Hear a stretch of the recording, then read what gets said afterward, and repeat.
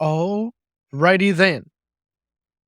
Last of Us breakdown, technically 7 and 8 today because we missed episode 7 due to our own circumstances and probably just poor planning. But that is besides the point. We're here now. We're doing it. And I mean, honestly, I think it's a blessing in disguise because I really didn't have a whole lot to say about episode 7. So high level episode 7 continues right after Joel is injured. But it's really a flashback to kind of fill in the story of Ellie and how her life was prior to meeting Joel. And I think, Jordan, me and you had talked about this offline, that this is the additional gameplay they added after the fact for the game. I don't remember playing that stuff. It was like a DLC or something. It's on the PS5 version. So for anyone who has the PS5 version, you can play it, but it's recommended to play it after you beat the game. Yeah. Yeah, I couldn't really remember that portion of the game. I know I played it, but again, this was 10 years ago. 14, but yeah. Yeah. And so I went back and I just watched like the cutscenes. It's only like a 2-hour DLC. And it's really dope. I guess high level thoughts. I like how it played out in the DLC more. Not that the episode wasn't good. It just had a little more like thrill, suspense to it. But I guess we can get into it later. I don't know how long we want to spend on it, but I'll get into it later. Yeah, I don't think we'll spend too much, probably like maybe 20 minutes or so on this episode, because there's really not a lot that happens, or at least not that we're really surprised about. Like, to me, it's more of like, hey, this is world building of like what it's like to be a teenager in this post-apocalyptic world, and like what is the future that you have kind of laid out before you. And I think it says more about, and this is foreshadowing to the end, but it says more about like the character of who Ellie is, like how she responds to like being confronted with death effectively, or at least what she thinks is going to be death. Yeah. I hate to say this, but I think that this was the first episode that I was bored. That like the episode starts with like Joel is dying, oh my god, and then it does the flashback, and I knew immediately where the flashback was going. I knew for sure that it was going to end in her getting bit, so it's like I know where this is going. And then I spent the rest of the time with like, I get that Ellie, it's a way of showing how Ellie was before this moment, and it helps highlight and contrast her change, or who she is between these times, and the effect that this experience has had on her as a character. And I really didn't need to go on a date with 2 teenage girls. I had no interest. It's like I didn't ask for this. It's like, I hope you guys have a great time. Enjoy yourselves. I'm going to go have a beer and do anything else. Like, so much of watching it was just like, I was just bored. I was so bored. And then the part that I got interested in was it was like Ellie was bit, but also her friend was bit, and they're there bit together. It's like, oh man, that was like the drama. I was like, oh shit. Okay. They're going to go out together. What does that look like? What is Ellie like when she watches her friend turn, and how does she end up in the hands of the Fireflies, who then try to get her to Joel and so on? And they didn't show any of it. And so like the part that woke me up, I was like, they just cut it short. And I was like, oh no, I didn't need to be on a carousel. You could have at least cut the carousel and let us have this part of the story. I wanted this part. Yeah. After it was very just I lulled. It was like a lull. Yeah. And I think what I would have done differently is there was parts of this story, whether it's at the beginning where show more of that like FEDRA teenage world, and like even show, I forget the girlfriend's name. So Riley. Show more of Riley before, so we get to know her. Like you can like cut up some scenes where it's like, okay, here's them when they first meet. Here's them now. Here's when Riley leaves. Now she's coming back. You know what I mean? So a little bit more of that. and like ramp up the tension between like why she's leaving FEDRA kind of thing. Exactly. Because there's a lot of backstory there that they get into in the game. And what the game does is they cut in between present and past. Yeah. Oh, So okay. they'll have Ellie looking for the medicine and she's going into this like shopping center and there's like the zombies in there. So that's like a thrilling part. And then the people that, stab Joel are like chasing them. So you have that aspect and then it'll cut to the past when it has the lull.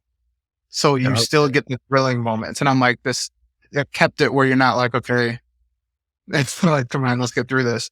Yeah. So that's what the game did well. And at the end, Joe, what you're saying, it worked in the game where it has that like sharp cut where they're like, what's option 3? And they're like, sorry, there is none. Let's just wait this out. And then it cuts because you're like, fuck, I know how this ends. Ellie eventually doesn't turn, but her friend does. She has to kill her friend.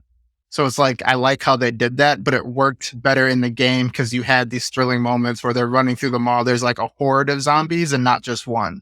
So it like, they counteract the lull in the game a little bit more in the show where they kind of rely on that relationship that they're playing on the whole series, where like two people falling in love, whatever.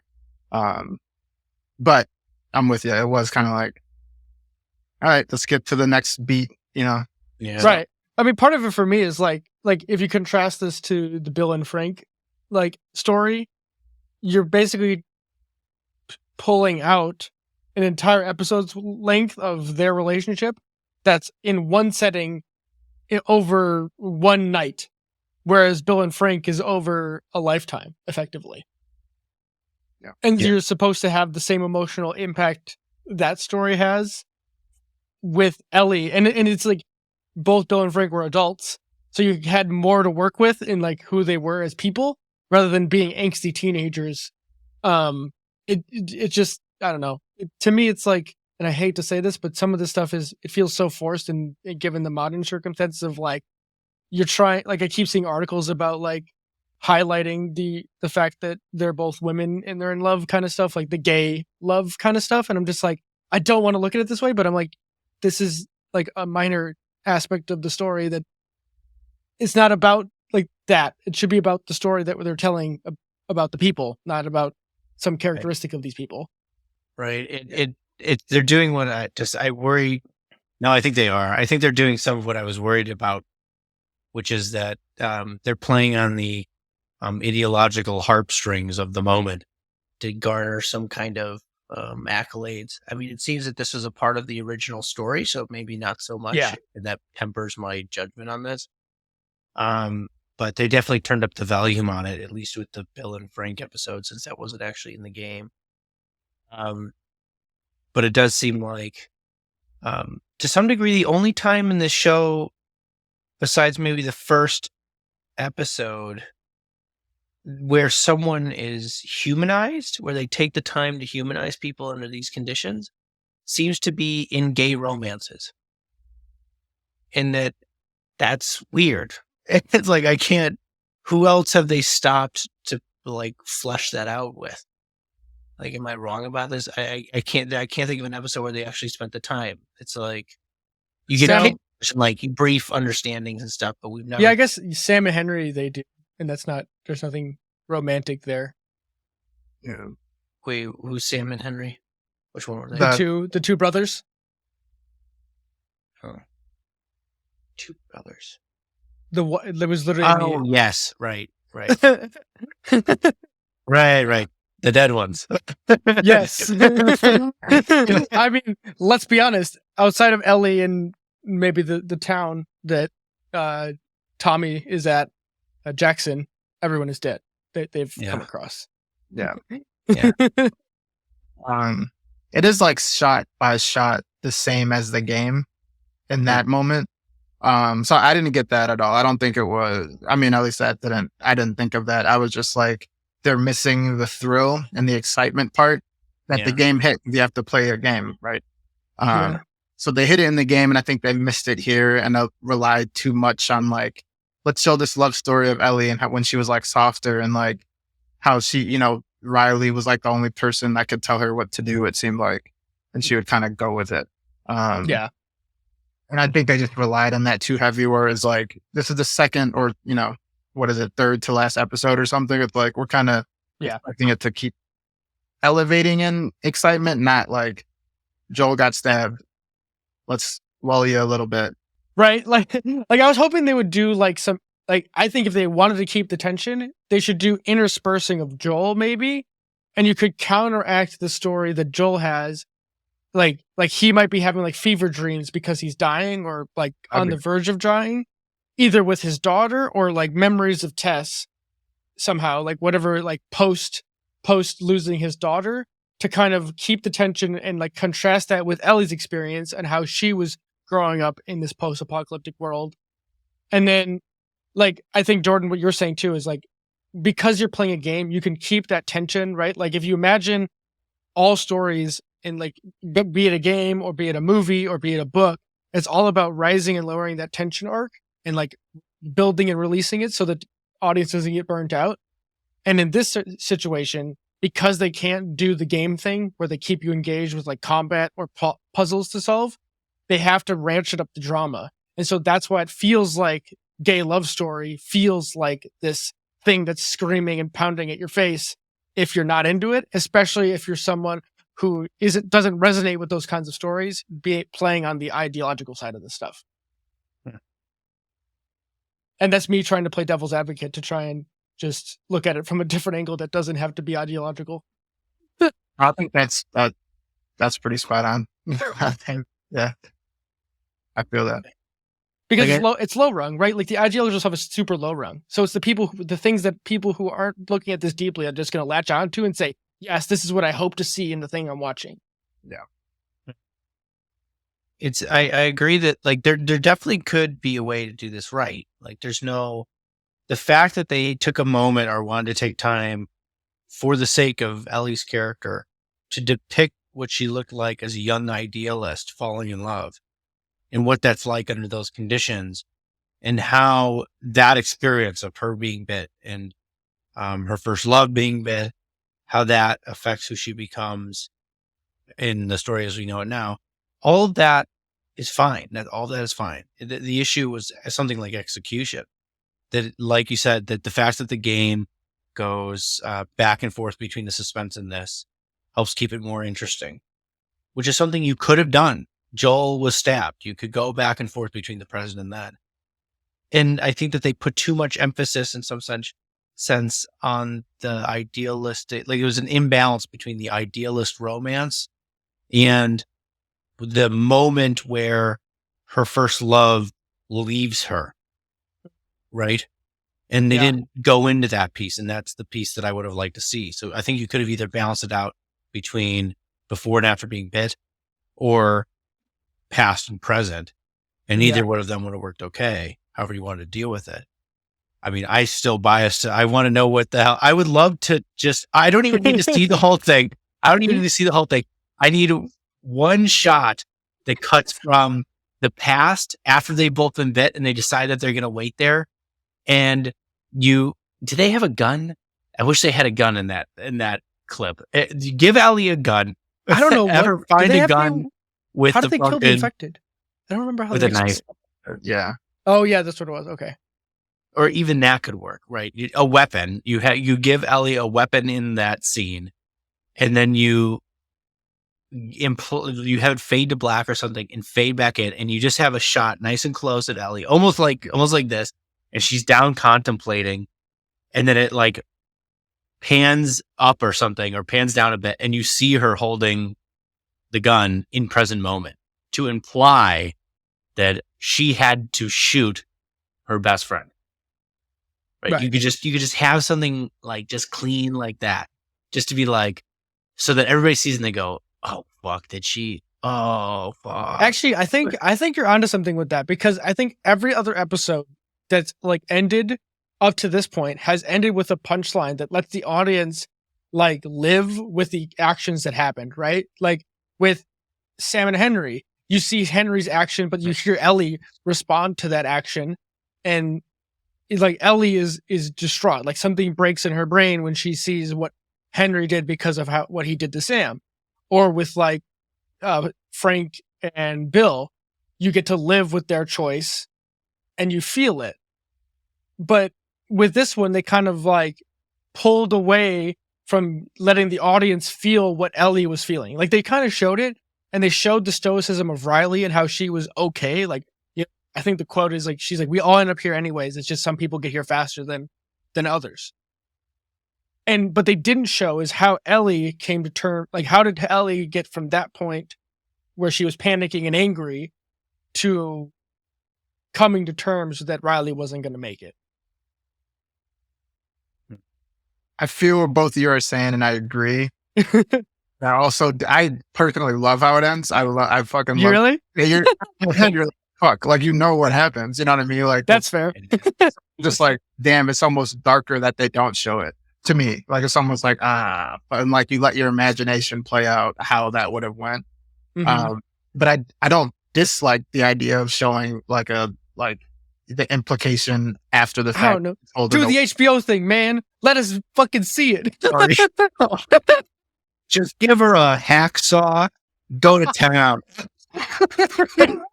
I mean, I think like what came before. I think, you know what I mean? I think for me, it was like if there's a big chase and they're running through this mall and there's like 100 zombies after him type shit, which is what the game does.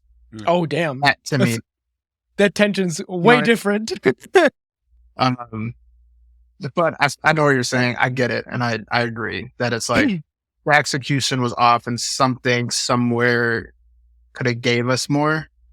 And we just didn't get it. And so, I mean, I like the episode, it's fine, but it was like, for how it's kind of monotone it was, I wish it would have came earlier in the season, because at this point I'm like, we're almost done.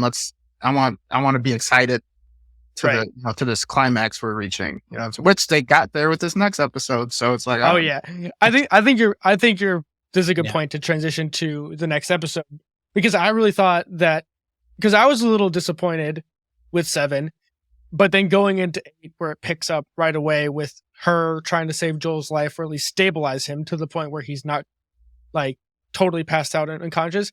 Like, part of it for me was like, it's like you could take most episodes of this series right now and kind of pair them together as like separate arcs, with the exception of 7 being kind of this interlude where you have episodes like 1 and 2 kind of go together. 3 is on its own technically, and then 4 and 5 go together, and then 6 and 8 go together as their own cohesive arcs, where you could tell it tells a whole story between 2 episodes.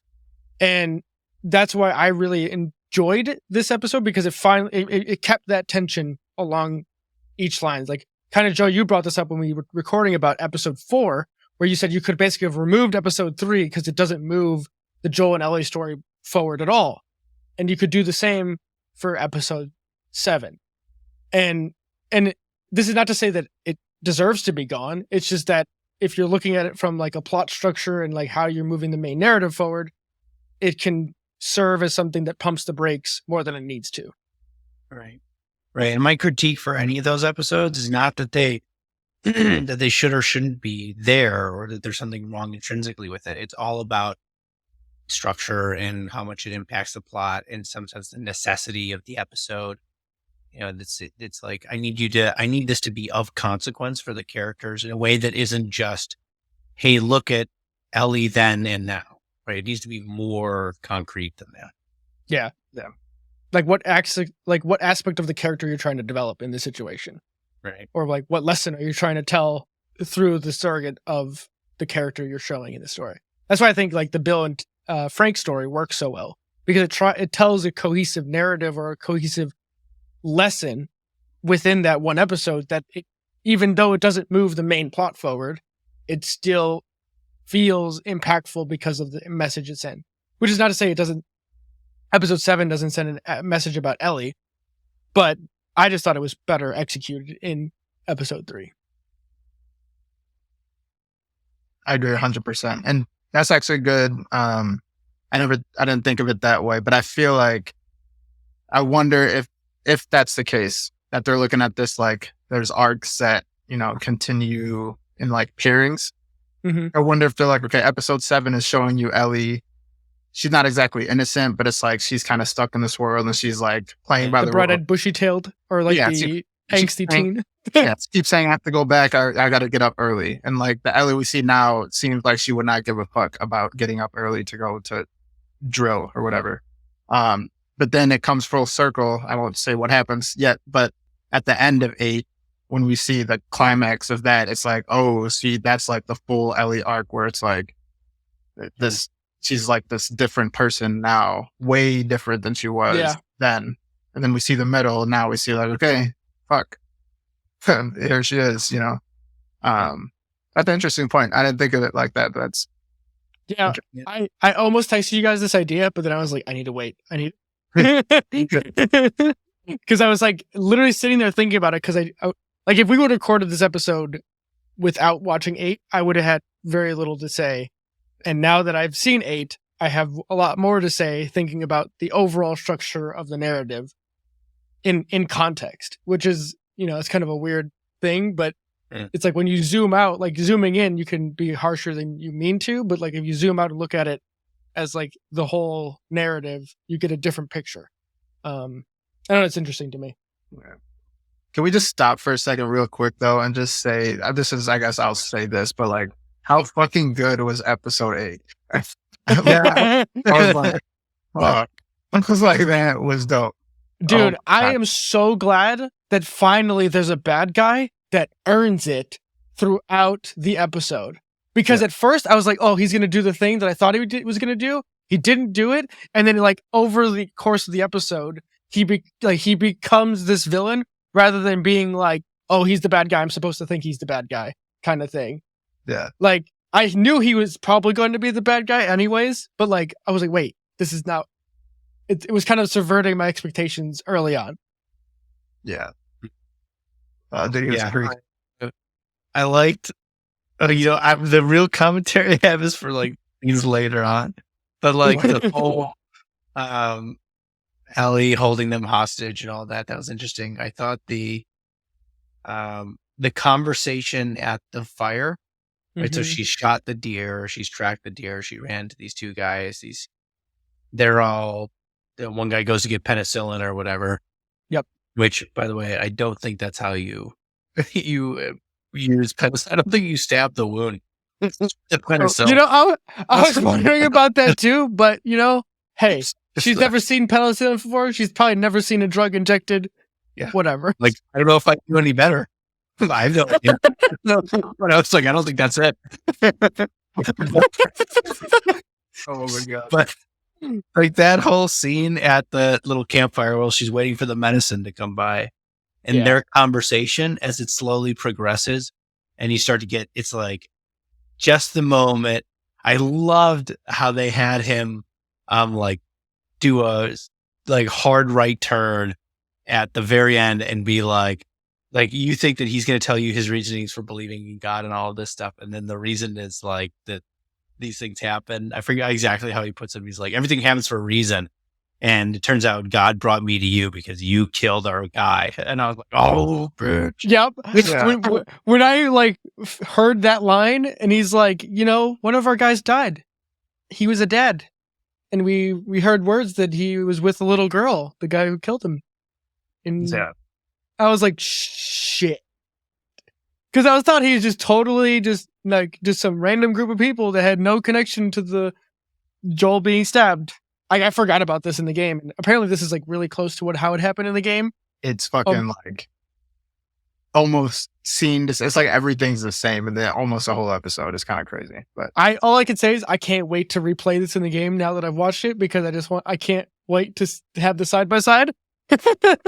I went and watched it. I was like, let me see the game version because I was like, I remember the ending with the fire, and I was like, I remember that, and I'm like, I don't remember this, and then I was like, oh, this is like exact the same thing. That's crazy. Which just speaks to like these people making this game snapped. They got off because these writers for the show were like, we'll just do what you did almost. It's to a T. It's like I'm watching. Dude, the writers are probably like, yo, this is great. Like, I don't have to do my job. Like, we just take these lines, put them. I don't have to do it. Yeah, we just like, we're chilling. Dude, I mean, in the acting and the casting of David. Holy fuck! I mean, like he seemed like a kind, caring person, like a God, respecting person, and just like wanted the best. And I was like, okay, we'll see where this goes. Maybe he'll try to bring them in. Maybe someone else is a bad guy. And that line and he's with the little girl, and I was like, oh fuck, he's not who I thought he would. Yeah. Fuck, dude. Because like when they had that first like interaction in like when he was doing his sermon, I think it was like he was doing like that first speech where you first meet him and the people of his group. I was like, oh, okay, so he's just kind of like this guy who's trying to do his best by the people he has, and they're in a place that's cold and frozen and they don't got a lot of food. I'm like, damn, that's kind of messed up. Like, yeah, if you're living in this kind of place and it's wintertime and you don't have a food system anymore, yeah. Being able to feed that many people, or even just like say you had to feed 10 people would be a challenge. And now you got like, I don't even know, 30 people. It looked like at least like it was not a small amount of people. And when that little girl kind of talked back to him, I expected him to be more harsh in that initial like sequence. I anticipated like, oh, they're trying to set this guy up as a new antagonist. And then they didn't do that initially. And I was like, ooh, okay. And then it was like that campfire sequence where they start giving you the breadcrumbs of like, oh, Ellie's bringing out the true characters of this guy somehow. And it's like, oh, shit. Slowly but surely. Yeah. Dude, I don't know. He creeped me out from the beginning. Yeah, I thought the whole fucking sermon thing was creepy. You got a bunch of quiet people in this lodge. I was like, the next thing I know, they're going to be burning statues of owls and running around naked in the woods. I was like, this is creepy. I mean, definitely had culty vibes. Yeah, culty vibes. I kind of thought that, I honestly, this was a thought that I had when I was watching it. That just like, I had one of these like insight moments. Like, I kind of wonder if there's a lot that what happened in the culture was something like Christianity, like evangelical fundamentalist American Christianity, became super litigious, became kind of this thing, something kind of like what you're seeing with this kind of cultish behavior, right? And they get real God hates fags kind of attitude. Not to that degree necessarily, but it definitely, there's a certain part of the culture that ostracizes gay people right out of the church. And there's a certain, particularly within family dynamics and how traumatic that can be. So what you have is you have a whole bunch of young Christians who are gay, who are ostracized and who are traumatized by their families in the church. They go into, some portion of them go into the arts and make pop culture, and they start spreading a narrative and part of choosing your own family. This idea has been everywhere that it's like, it's not the family you're born with, it's the family you choose. Right. And this is something like a realization or a meaning made out of the trauma that many of these people experienced. And I wonder if something like that is part of what we see in shows like this, is that it's like, oh, like some of this is a means of exploring who your real father is. Right. For like, if she's the ego of the writer in some sense, right, and she's a gay character, right, she like or she doesn't have her real father for whatever reason. Who is the real father? What does that kind of character look like? Who might that be? Like, I mean, this, I have no idea if any of this is true, but I was like, oh, I wonder how much, if what we're seeing there's a trickle down effect from kind of a litigious Christianity making its way into the arts. Yeah, I mean, it's an interesting take because, I mean, we'll get into this once the story progresses, once Ellie gets captured, because I think you see a lot of like what's going on behind the scenes there, or at least I think, and Jordan, we won't linger on this, but you'll understand what I mean. But I felt that the scenes toward the end of this really foreshadowed the Ellie we will see in season 2. 100%. 100%. Yeah. I didn't catch this before, obviously, because we didn't know that episode 2 or part 2 was going to come out. But I'm like, oh my God, there it is. Like, there's the reason we saw, like, why Ellie became the Ellie we saw. While it feels weird for the casual audience from the game's perspective, at least, I'm like, nope, totally checks out. And so we won't linger on that part, but I think you're spot on with something with that, Joe, because it's kind of almost like, at least in the case of David, he's looking for someone who is like an equal, right? And he can kind of somehow, not with really brute force per se, but he probably does do it off screen, but he's really keeps people in line because of like a force of charisma in some sense. Like, it's a charisma, but it's like an underlying threat. And like, he didn't want to be the leader, but he's happy to take control, especially because society failed. Like, I think part of him is he wanted to be in control, but he could, because society was keeping him in line, it kept that narcissistic, sadistic side of him from doing it. Yeah, he's definitely a narcissist. Like, you can see, like,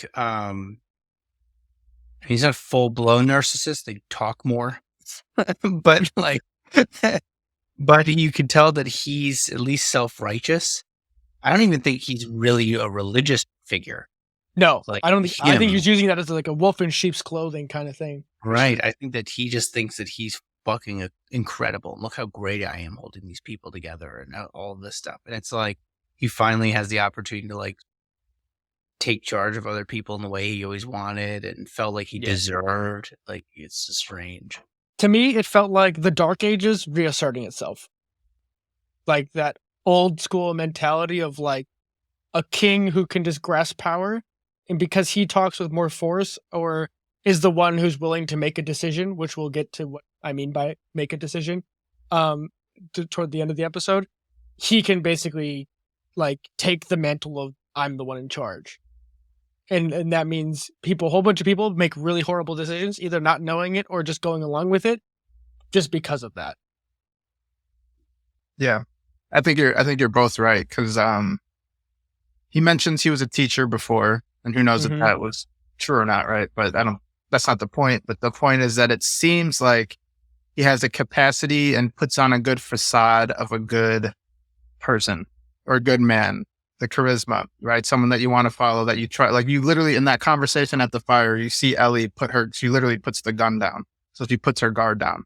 And I'm confusing if that might be in the game or in the show, but she literally like puts the gun down. I think it's in the show, because she was like had it pointed at him for like majority of it, and as he keeps talking, she kind of lowers it and puts it off. Right. So like he's like, chiseling away at her armor with his words, but not in the like antagonistic way. It's like kindness, and it's like, okay, I can trust this guy. So like he has that capacity, but this underlying thing that I'll jump at a little bit, but at the end he says like, I'm a violent person. Like, and I've always been that way. And so it's like, that's who he really is. And when society collapsed, that was able to come out, and he had followers that he's like, they're going to do what the fuck I say, because they will. I'm better than. He's like, if not, they're going to feel my wrath. Right. He thinks he's superior. And you can see it in a lot of little ways throughout the episode that I'm like, this is just fucking dope. Like when he goes back with the, they get the deer from Ellie because she, takes off. When they're eating, he's feeding his congregation or whatever. And you notice the little bowls, and they're all like fucking scarfing it down. He has this big ass plate. Yeah, dude. It's like eating calmly. Like, it doesn't seem like he's really starving. Like, he makes sure he's good. And I'm like, Jesus, like the dude really thinks he's like literally above them. Like, he deserves more because whoever he is. And the last he's arrogant, at least. Arrogant as fuck. And they succeeded with David where they failed with Christine. And that's one thing I kept thinking. Yeah, you're totally right in comparing them. Christine got 2 episodes, and they didn't achieve with her what they were able to achieve with David in 1. Yeah. And so that was something I noticed. But yeah, I mean, fucking. Right? I also think too, part of it is because they ratcheted up the tension. Like right after, so Ellie leaves with the penicillin too. Like she runs back to Joel to like get him back to health, and she has a little bit of time to kind of like keep things from devolving further. But immediately David's like, well, by the nighttime we'll go back to the lodge, we'll bring the deer back, we'll become, we'll be heroes because we, provided food, and then we'll bring a group of people out and be like, yeah, we know where at least what area roughly where the guy that killed one of our guys is, and we're gonna, bring justice. And like, I think part of the reason it worked is because you see like the group of people making decisions that are outside of what he wanted, because they're like, no, we want the girl, we want to bring her back for whatever reason. I'm like, but they didn't even want to bring Ellie back because they're like, that's another mouth to feed. Like, that's stupid. And you just see like Ellie kind of thinking on the fly, being a teenager again, of like, I'm going to cause a diversion. And I'm like, why would you do this? Like, you're totally unnumbered. And like, long story short, she gets captured, the horse gets killed. And as they're about to execute Ellie, David asserts control again and shoots the gun to kind of get everyone's attention. Like, nope. It's like, well, if you want to go assert, medieval justice, go find the guy, because he's got to be around here somewhere, but he's injured. So go find him. Take care of it.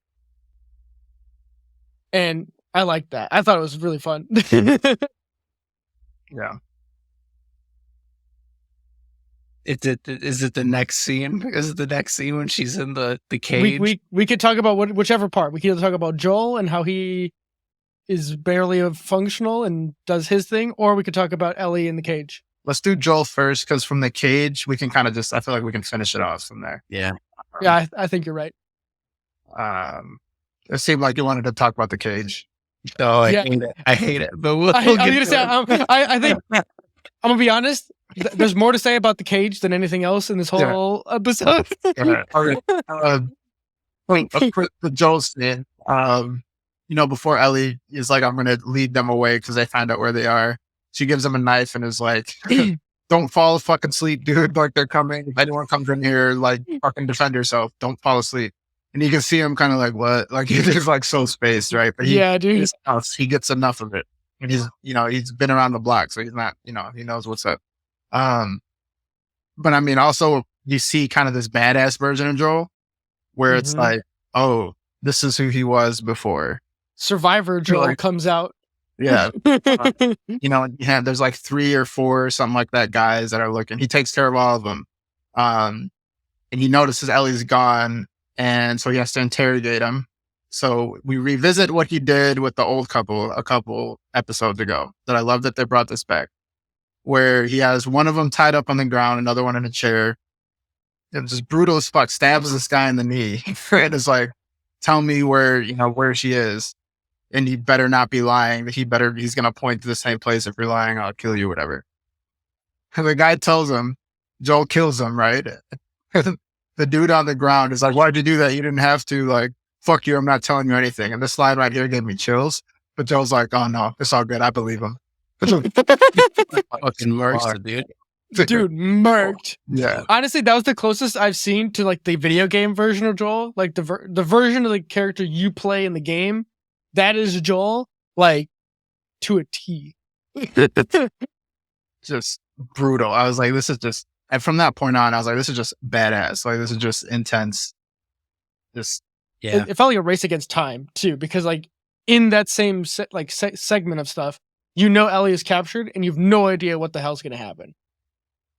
And Ellie is kind of a smartass, so like she might say something dumb. And yeah.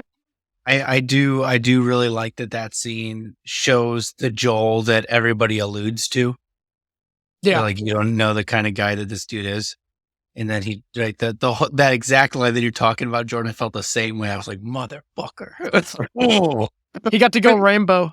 Right. Like, even when it implies too that like he's done this enough that he knows when somebody's lying or telling the truth, and it's like, ooh, fuck. like even when he like that first guy he kills who finds out where he was like sleeping or like wounded, and he's like hiding in the rafters or I don't even know where the hell he was hiding, but then just comes out and it's like just straight. I'm like, Jesus Christ, dude! Like, you literally have a fucking abdominal wound and you're still thinking like an assassin. Been around the block. Like you said.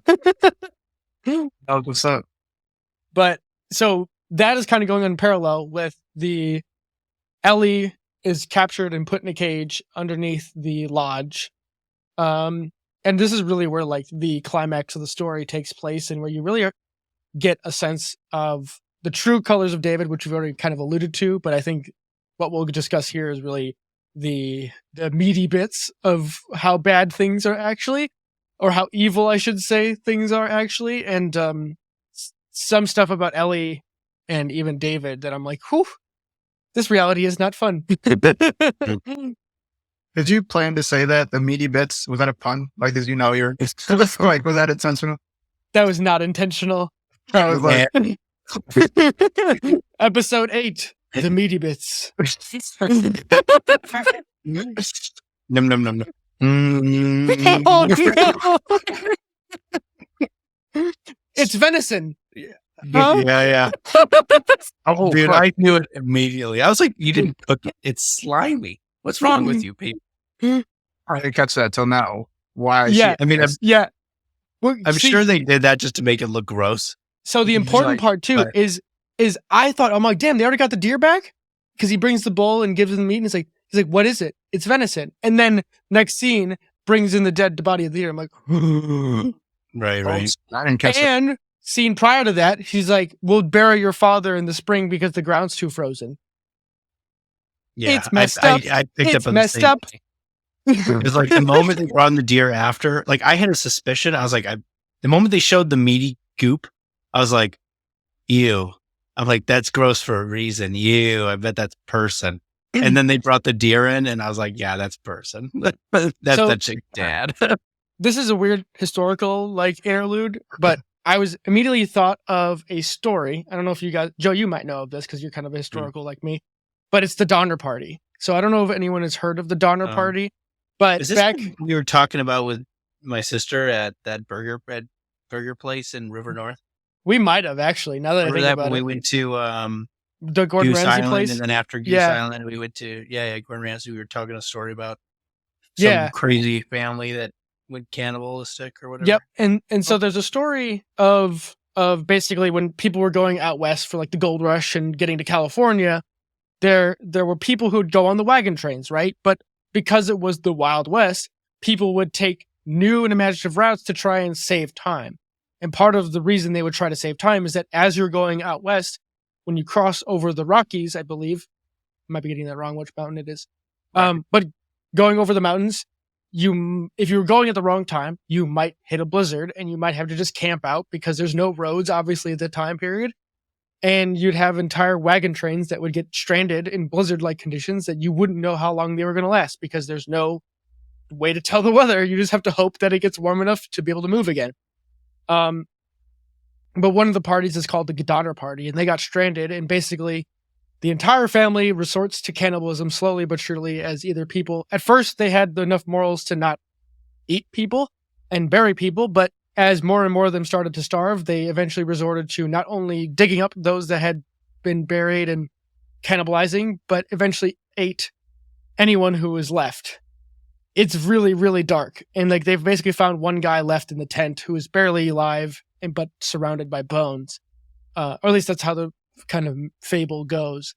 It's really dark. But this is kind of, like it's not... And maybe this is really gruesome for people, so sorry, but, viewer discretion is advised, maybe. But that's really what I felt like this episode really hit at, of like, this is how bad or sideways humanity can go when we're pushed to our limits. Because you can make these decisions that are just, they sound pragmatic, but they cross a line. It's weird because I can almost forgive them for the cannibalism, given the circumstances.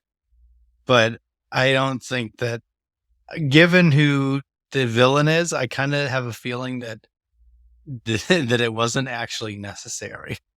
Yeah. Seems like it. Especially because, like, to me, it doesn't seem like they were that far from, like, Tommy's group. I don't honestly know how far away they are from, like, Tommy's group, but it felt like they got, like, Joel and Ellie got to where they are pretty quick in comparison. So, like, there's got to be other groups of people around. Or go south. You'll find somewhere warmer. Yeah, I think it was over a week journey Okay. There, So they're not that close. not that close, not that far. Yeah, I missed all of that. I just like, oh yeah, it's venison, dude. Like, oh, bro. And I'm like, why is this guy eating more venison than the rest? I just was not. I was so It clicked once I saw them cut to the teeth on the ground. I was like, like everything clicked into place, and I was like, God damn it. Yeah, see, I think I missed that. It didn't click for me until Ellie looked and saw the hand. And then I was like, oh, fuck. And then I was like, oh, shit. Why is there a hand there? So yeah, shit. Good job, writers. I was missed on all that. But it was definitely, dude, it seemed like he wanted the venison for himself. And he's like, I'm going to have the good meat, but I need you to rely on me, but I need my strength. I have some meat for you guys. You know what I mean? Like, you'll be good. It's all about him. Yeah. Control and power and Yeah. all that. Plus, it's like just the way he was talking through the cage. Like, I felt like when they were outside, because Ellie had the gun, he was being more like with a deference. Like he was trying to be placating and kind of more hospitable. Whereas as soon as he had the upper hand, you know, with the cage between Ellie, the keys, and all that kind of stuff, then you saw the true character of David coming through, where like, oh no, this guy's a snake. Like this guy doesn't really care about people, not really. And like for the only reason he's like being honest, so to speak, to Ellie is that he sensed that she was resourceful enough in a similar way that he was, so that he felt like he could treat her as a peer, whereas everyone else he saw as like being a level, at least a level below him, whatever that meant. He was on some creepy vibes, right? Like he was like, yeah, like you're my wife type, right? Yeah, it felt like pedo shit. Yeah. See, that's the part that I was like, oh god, I hate this so much. Like it started getting creepy, and then it started getting real creepy, and then they like touched hands, and I was like, oh no. I was like, Ellie, kill him. Just kill him already. Let's get this over with. I did not like him. Like he just got heebie-jeebies immediately. Like the longer that went on, the more I'm like, oh no, this guy's broken. Right, and the thing that is extra fucking creepy about that is the fact that he was a school teacher. It's like, oh, this is not the first time. Yeah, he was fake. He's a fake. He was putting on a act to work within society, but probably was resentful. And that line he says to her, like, you're a violent person, and you keep it with, I don't know if he says this, but like, and you keep it within, and I know that because I did the same thing. I think that's what he was referring to. He's this creepy dude, but he's a teacher and is like, right. He can put on a mask and pretend like he's an upstanding person. Yeah. And he's good at it. I mean, you know, initially it's like, oh, you've had practice at this. It's not the first time you've done this. Right. Yeah. Like for me, it felt like, oh yeah, the end of the world was probably the best thing that ever happened to that guy. Unfortunately for everyone else, he didn't get caught up in the whole ending part, but right. Yeah. Like sometimes the end of the world, or really the collapse of society, could be a gift for a certain type of person. Ugh. Yeah. Yeah. I prefer not to meet those people, and I prefer not to find out who they are after the end of the world. Yeah. That's like the real, like that's the beginning stages of Mad Max shit. You know what I mean? Yeah. But I mean, luckily Ellie is like who she is. Like, because in my head, I'm like, all right, play it cool, Ellie. Play it cool until you have your, wait for your moment. He's kind of just like, you know, when he puts his hand through the cage like a fucking creep, and then she like touches him. I'm just like just say. I think everyone kind of were like, yeah, I didn't like it either. But then when she grabs his, doesn't she like break his finger or something? Break his finger. That's what it is. Yeah.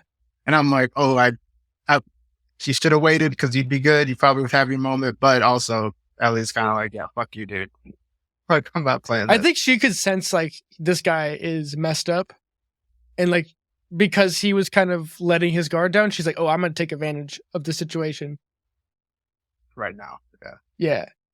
Because she knew she needed to get that key or whatever, Right. but I don't think she didn't get the key at that point. Then she got close. Yeah. And they dragged her out to cut her up. Yeah, he came back shortly after with his right hand man. Was his name James? I can't remember what his name was. Can't remember, Isn't but that I was gonna say, isn't that the actor that played the voice actor Joel. that did Joel? Yeah. Do I have that Yeah. right? yeah, Troy Baker, the actor. He also hosts the podcast, the HBO supported. Oh, that's cool. Yes. Mm. Yeah. I thought he played a great character. I'm gonna be honest. It's also just dope that they pulled all these voice actors into the show somehow and made space for them to be able to do it. Because it's like most of the time these voice actors never get any sort of really acknowledgement. Like they get, like you know who they sound like, kind of, but you don't know like that they actually played these characters, right? Right. No, I mean, it's like good respect. So like, thanks for what you gave us. We're taking it somewhere else, but like we'll give you a farewell, so to speak. But I love the line. The dialogue here was really dope. But when David first walks in, and she says something like, "What are you going to chop me up into tiny bits or tiny pieces or something?" And then she breaks his finger. He gets the key away. He's like, as he's walking away to go, get his guys to do that. He's like, "Would you say tiny bits?" I was just like, dude, fuck, this dialogue is on point. Again, that's all from the game. And I was shocked. I was like, I can't believe a video. The game said meaty bits too, Yeah, or tiny bits or whatever. that whole sequence is like, I don't think they changed anything really. That's nuts. And I'm like, that's so impressive. And I didn't realize that when you're playing it, we all know it's a good game, but it's like seeing it again now, older too, is like, fuck, I didn't appreciate it even as much as I should have. You know what I mean? Like they really outdid themselves with this. I'm gonna be honest. Like most of the emotional impact from the first game is still like the ending sequence. Yeah. Replaying the game, I'm having a way more like visceral reaction because I'm like, oh, connecting lines or just seeing different things that are like different in context of the show. But also, I'm 10 years older than I was. I'm not some. I don't even know how I was barely out of high school version of me, which wasn't thinking about stories like this at this level of detail, at least. So you have a way different level of appreciation for it. Yeah. It's good. So good. It's dope. It's just dope. But she gets out.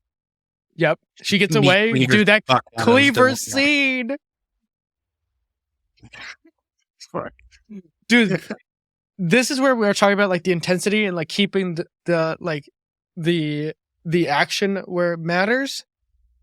I felt it in like this whole sequence, like her being in the cage and then Joel kind of escaping, getting closer. It was kind of lulling, but it wasn't like detracting so much that we were like losing this like the tension, so to speak. Because like as soon as she gets pulled out of the cage, I'm like, damn, Ellie. Like I was kind of waiting for the Joel to like bust through the door, kind of thing, like the thing you would expect, like the tropey thing. And it doesn't happen. And then when he like, I forget what she says, but he like smashes the cleaver next to her instead of hitting her. And I'm like, uh-oh, something's about to go down. And then she grabs it. I was like, oh, like he said. yeah. And he and this, from here on out, it's like Nonstop. Yeah. It don't stop. I was holding my breath the whole time. I was just like, fuck. And I'm glad I forgot how this part of the game really went. Because again, we can all just watch anew. But he like goes full creep mode as like, Ellie escapes the room. The monologue. Like, see, this is where the monologue thing works, right? Like in contrasting this to the Kathleen monologue, where it's kind of the cliche, like holding you at gunpoint. And it's like, oh, really? You're going to do this now when there's a whole bunch of infected behind you? Whereas in this situation, it's the lodge is set on fire. It's kind of a slow build, but it's ramping up the tension. It doesn't feel out of place because he can't find Ellie. And in some sense, it kind of matches the game because the game has a lot of stealth components to it. Yeah. So, like, I thought that really translated well in how they were telling the narrative. Yeah, for sure. And like it was like so dark, and I feel like I love that like red glare of the flames. Just like cinematography there was dope. But as he's saying his creepy shit, basically saying that's going to be his wife and whatever, just going on his rant. dude, when she finally gets him, right? She's hiding. She gets this knife, stabs him. There's like a little tussle for a knife. It like falls over. She reaches for it, and then he flips her over. And I don't know what. Okay, so the only part I was like, is he about to do what I think he's gonna do right now with the house on fire? This like strike stuff. But I think that's what was about to happen, right? I think we all know what I'm saying. Yeah. Yeah. Don't need to say it. Yeah. Can pick up on that. And then, so she reaches for this knife, gets it, fucking gets his ass. And this shot, I'm sure we all did the same thing. Just as she's fucking cleaving him, and just like this low angle on her. And she's just bringing this knife down, the blood's splattering, fire behind her. And I was just like, fuck. Like that was so intense and such a shift in her character that it's like she's never coming back from this. Yeah. It was just like anarchy, It's dark, there's fire, there's blood, there's chaos. They're just like, whoa. Like that's the kind of event that just you're not the same person anymore after living through that, and also kind of thinking you're alone, right? Like Ellie doesn't know what happened to Joel at this point. Like she knew that he was kind of conscious or semi-conscious, but it's safe bet that he was probably dead, at least from her perspective, right? Like either that or passed out still. And so she's basically like, this is what I have to do to survive, whatever that means. And so it's like, this guy is just pure evil. And the only way to get out of this is making sure this guy can't find me or get after me ever again. I think that there's a kind of like, it's more than just like she's changing. It's something like, it almost looks like there's a risk that she would go full dark mode until Joel comes. Then I feel like there's a sliver of hope there. I want to hear what you were going to say though first, Jordan, before that. Oh, it wasn't about that. It was just I like how they subverted the expectation that Joel was going to save the day, because that's what you'd expect. And he doesn't. Like Ellie does it herself. Like when he gets there, the job is done. He's kind of like, oh shit, okay, well let's go. You know what I mean? Like she already did it. But yeah, you continue on your thought though, because that's really interesting. That's building on what you're saying. I think like they mentioned that in the post credits or whatever. Yeah, stuff. I always have conflicted feelings about those post credit things, in part because it's like, it's cool. And I like behind the scenes stuff. Like I watched all the behind the scenes stuff for the Lord of the Rings. So I have no real leg to stand on here, but the other part of it is like, I worry sometimes that they're trying to tell the viewer what to think about it. Mm-hmm. And I'm like, I don't necessarily need that. I thought maybe it was necessary in a way with Game of Thrones, because Game of Thrones is so complicated. It's a way of kind of speeding up the processing and just keeping everybody on the same page as all the pieces are moving. But to some degree, it's like, I didn't need to know that you were trying to subvert the narrative. Like, it's okay. It's like, it doesn't even feel like that kind of subversion of expectation at all. It felt to me like that was the only way that it could have been in that scene. I'm like, if Joel showed up and saved the day, it sort of misses the point. It sort of misses the fact that she did this whole episode. She's been on her own, and like that, and she's been trying to save Joel, who's now in a position where he can't do anything. This is a do or die situation. She needs to rise to the top and survive under these harsh circumstances. It has to be her to do this. Otherwise she never develops as a person. Forget just as a character, To me too, it also felt like this was kind of like, did Joel teach her enough to be able to survive on her own? Right. Like I thought it was cool. Like at the very beginning, like this is such a minor thing, but she's goes out and she's like, oh, I need to go find food. So she finds the deer, takes the shot, ends up killing the deer. I'm like, oh, look, she actually learned something from Joel. And like from my point of view, it's like, if you do this stuff the lazy way, you just explain away that like Joel is off doing something and then Ellie just handles on her own, rah, girl power, whatever the heck you want to call it. But they didn't do it the lazy way. They made it clear that Joel was wounded. He knew where she was, but it was like, can he get there in time? Like they set it up so that it felt real, it felt honest, and they didn't make it so that Ellie was like just the Mary Sue that you would expect from the lazy version of this. Ellie is super powerful and stronger than everybody else. No, she's just a little girl, and she uses her own mind and her own resourcefulness to get out of the situation, and with some luck because of the fire. Like, Yeah. I think that's the thing about modern storytelling that I appreciate is that before you can bet your ass that it would be Joel who saves the day last second. You know what I mean? That's how it was Right. done forever. It's like you get Mhm. the male hero comes in, blah, blah, blah. And it's not so much that they're like, we don't need the male hero. I don't think that was what it was. It's just for the sake of the story they were telling. They were like, that doesn't make sense. That doesn't have to happen, because then you start getting into like fantasy movie realms shit. Where right, Disney shit. sometimes people don't get there in time, and that's real life. You know what I'm saying? So Yeah. sometimes you can't wait for the hero. You have to become the hero. And then I like and that Ellie, line. That was a quotable line. yeah, pause. But in Ellie's case, I didn't think this was something Joel taught her. I think this is something innate within her that David says to her, "You're violent. You're a violent person." I know it. I can see it. So I think Joel taught her a lot. But I think that scene where she's letting, just going crazy on David, I think this is why Joel and Ellie connect and have this like almost immediate connection where like when Joel is in a similar state in the first episode, he's beating the shit out of the guard and she kind of smiles a little bit. Oh shit. Why they work and why almost their connection is so, again, like immediate, right? So it's like Joel didn't have to tell her that. That's just who she is, right?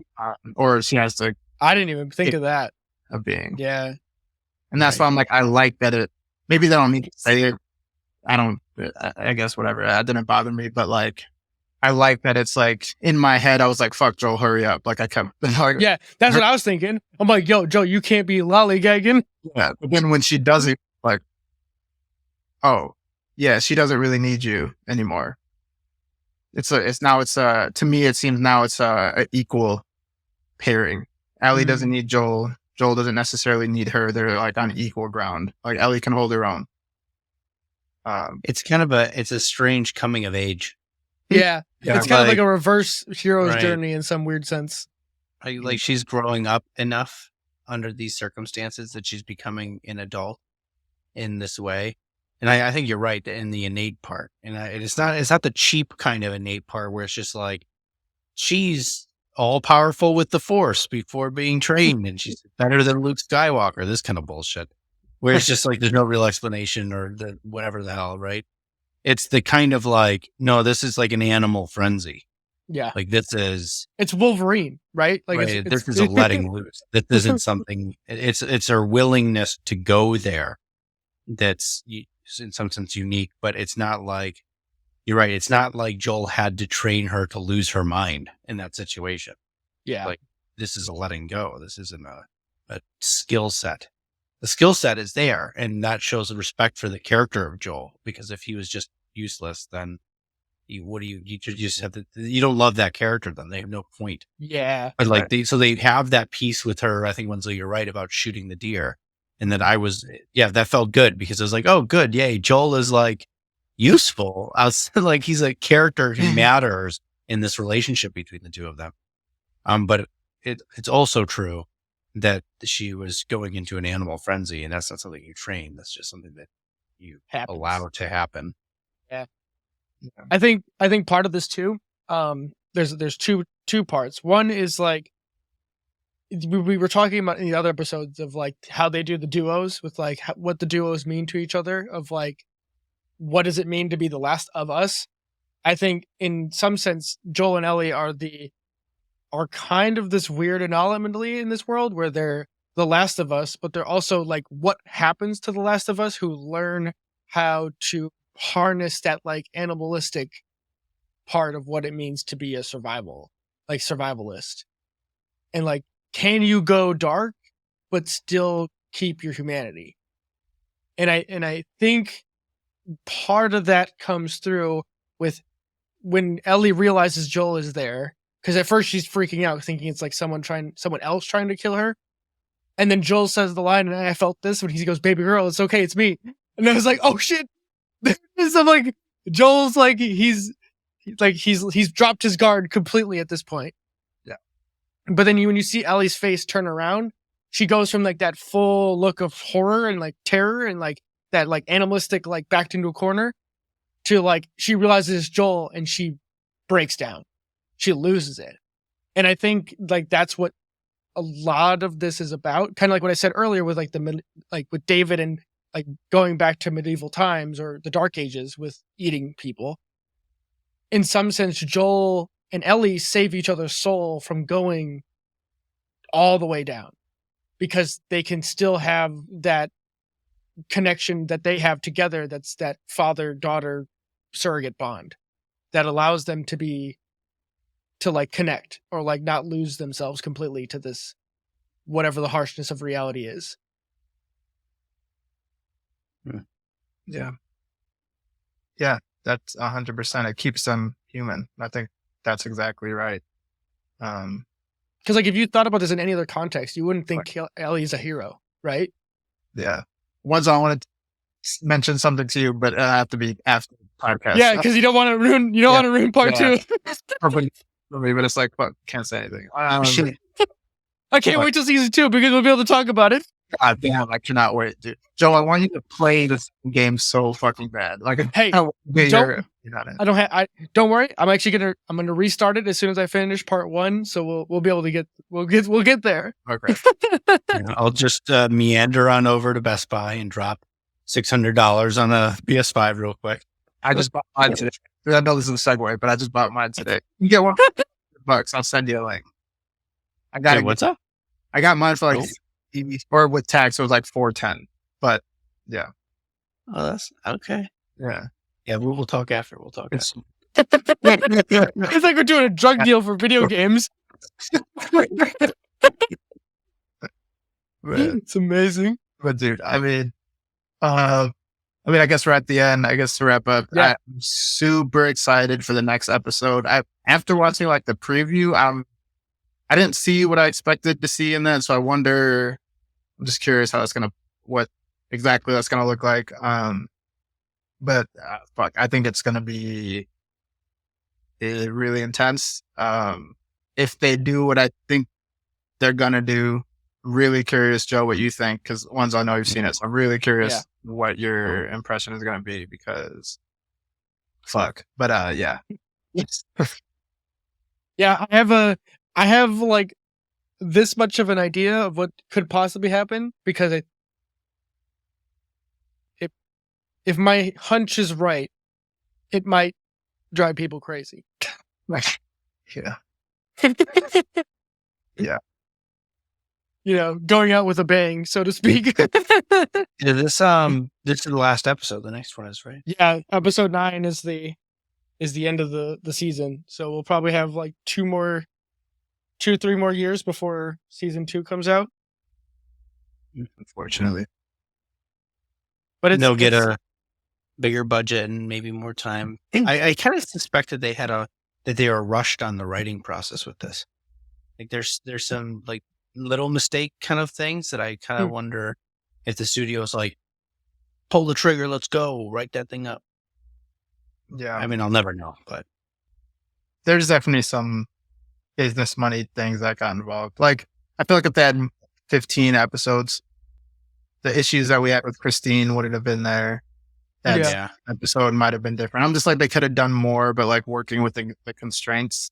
Do you guys know how long the seasons were for Game of Thrones? Were they like 10 episodes or 12? Yeah, I think were they longer? 12.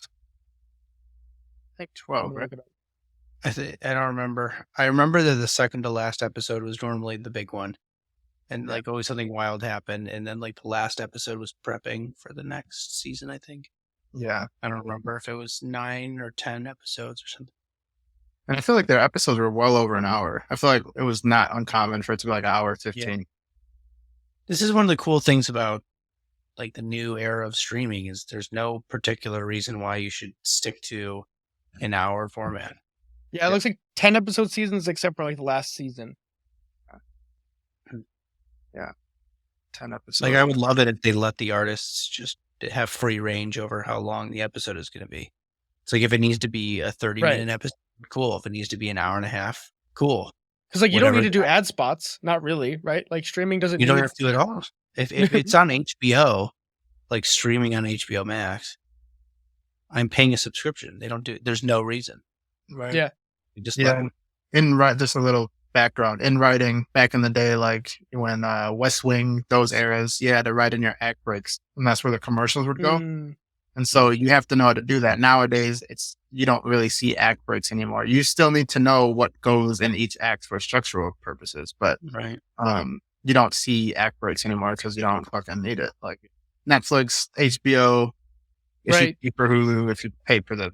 And I bet that too is a holdover from like the stage play days too, right? Because you would assume people could only sit in their seat without like needing to go to the bathroom or like just get up and walk around a little bit to just because you're sitting in a seat, not saying anything, and you're just watching your show or performance.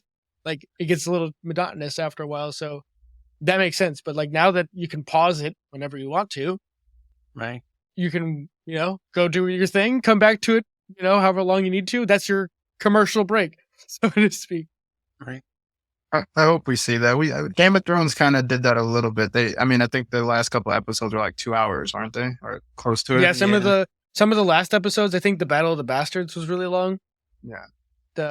Which was, that's still probably like top 10 fight, at least maybe top 5 fight scenes, like battle scenes ever committed to cinematography. That was impressive. But we're totally tangenting, but yeah, I have high hopes for season 2. It'll probably still be 9 episodes because I feel like when you get that number, they usually stick to it. Mm-hmm. Even if they added one more, I'd be happy. Like 9, 10, cool. I hope they do. Because, dude, the part 2 of the game, I'm just like, fucking, dude. If it's 100 episodes, I'm good. Like I'm in. It's like, dude, do whatever the fuck you want. I'm watching. I'm here every Sunday, bro. Like, oh man. Yeah, all criticisms aside, like I think for episode 4, we were probably pretty criticism heavy or heavier on the criticism. I still think outside of what this show is compared to like other things that we've seen in the last couple of years, this is a market improvement at the quality, like the level of quality on all aspects that it doesn't feel like it's been phoned in whatsoever, at least as far as I can say. Like it's well done. And I think, like I told you guys in text, getting through like the Bill sequence in the game, comparing it to how it was done in the show, I thought that the show actually elevated it further and thought about it and actually transitioned the sequences a lot better. Like gave a more optimistic outlook. Well, maybe not even optimistic, just a less cynical take on Bill as a character. Because basically the take you get of Bill in the game is he's a curmudgeon-y fuck who doesn't have a purpose in the world anymore. And like he's like you actually get that note, or you can get the note that's in the house where Frank hangs himself because he gets infected, and you give it to Bill, and Bill reads it and he's like, well, fuck you anyway, and throws it and like throws a note, and then that's it. Like that's the story between Bill and Frank. And it's not this hopeful story. It's not this like, hey, we're in this together. It's like Frank is like, I wanted more from my life, and all you would do is complain about this dumb fucking battery for this truck. Well, I fucking got it, but I'm dead. Fuck you. And I'm like, wow, that is totally not how the story went in the show. And I'm like, damn, they really decided to take that a different direction. I'm glad they went that way, because I don't think it would have gone over as well had they decided to keep it true. At least not for my tastes. I like the optimistic stories, but that's just me. Your nature. Yeah. Yeah. Overall, I like the show. It's enjoyable. It's entertaining. I'm excited for the next episode. I know. Season finale to be continued.